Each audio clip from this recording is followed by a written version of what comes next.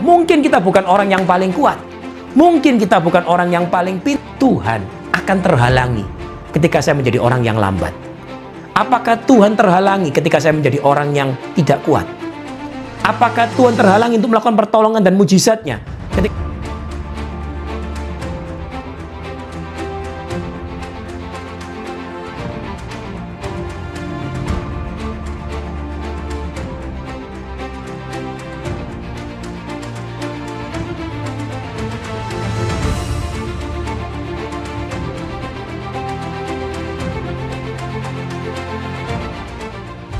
saudara-saudara, Tuhan mengasihi setiap kita dengan sempurna.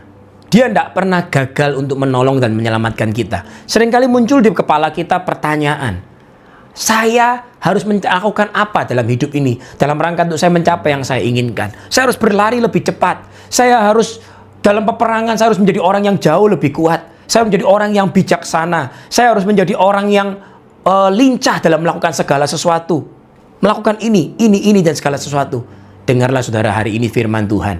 Tuhan mengasihi setiap kita, Tuhan mencintai setiap saudara. Nah, saya bukakan buat saudara satu ayat firman Tuhan dalam kitab Pengkhotbah, pasal yang ke-9 ayat yang ke-11. Dikatakan gini, Pengkhotbah pasal 9 ayat yang ke-11, dikatakan, I returned and I saw under the sun. Ya, dikatakan dalam bahasa Indonesia, setiap kejadian yang ada di bawah matahari, dan saya melihat, that the race is not for the swift, bahwa pertandingan itu bukanlah untuk orang yang lincah, balapan mobil, balapan lari atau apapun, pertandingan itu bukan untuk orang yang for the swift, untuk orang yang lincah, nor the battle for the strong.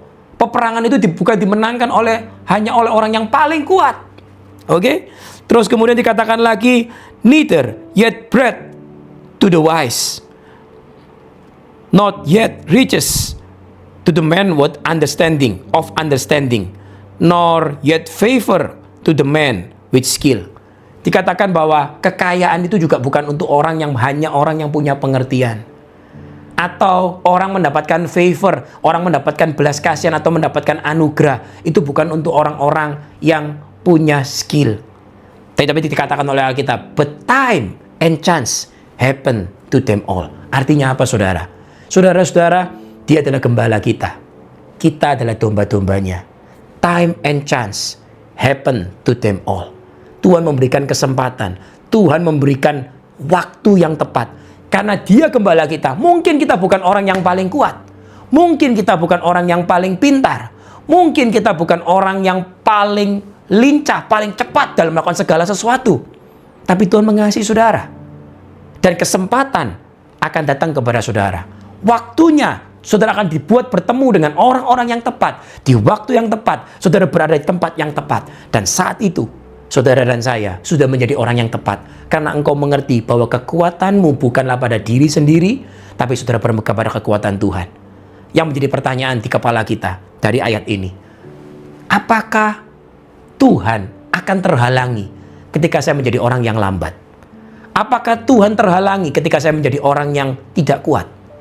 Apakah Tuhan terhalangi untuk melakukan pertolongan dan mujizatnya ketika menjadi orang yang tidak skillful? Apakah Tuhan bisa terhalangi ketika kita menjadi orang yang, dalam tanda kutip, menjadi orang yang tidak bijaksana? Seperti Alkitab katakan.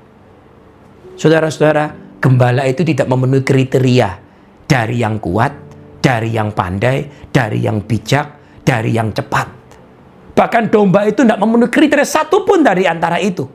Tapi Dia adalah gembala yang baik. Dia akan membawa saudara ke padang yang berumput hijau. Ketahuilah saudara, Dia mengasihi saudara, Dia mencintai setiap kita. Bermegahlah di dalam kelemahan saudara dan berkatakan kepada Tuhan, Tuhan, aku tidak punya apa-apa, aku tidak punya kemampuan apa-apa, aku cuma tahu pada janji-Mu, dan Kau tidak pernah berdusta, dulu, sekarang, sampai selama-lamanya. Ketahuilah saudara, bahwa Dia yang berjanji, Dia tidak pernah meninggalkan saudara. Dan ketika saudara mengerti betapa engkau dicintai, saudara menerima kasih-Nya, Tuhan membimbing saudara, saudara akan diberikan kekuatan, saudara akan diberikan kemampuan, saudara akan diberikan hikmat, saudara akan diberikan kecepatan untuk mengambil keputusan, kecepatan untuk bisa melihat sesuatu yang supranatural yang orang lain tidak bisa lihat. Saudara akan ditempatkan pada tempat yang tepat, di waktu yang tepat, dan bertemu dengan orang-orang yang tepat.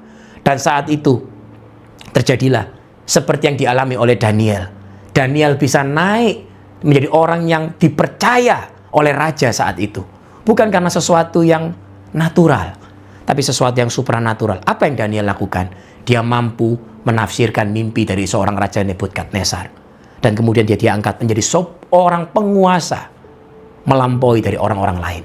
Bagaimana seorang Yusuf naik ke tahta? Sesuatu yang supranatural. Mungkin saat itu dia hanyalah orang budak yang tidak punya kemampuan apa-apa. Dia bukan orang yang kuat, dia bukan orang yang bijak, dia bukan orang yang punya skill. Tetapi Tuhan menyertai dia. Dan itulah yang menjadi modal dia menjadi orang yang dipakai Tuhan untuk kemuliaan namanya. Saudara jangan fokus pada apa yang akan Tuhan kerjakan. Fokuslah pada pencipta saudara. Dia mengasihi saudara. Terimalah kasihnya, terimalah cintanya. Tuhan berkati setiap kita saudara.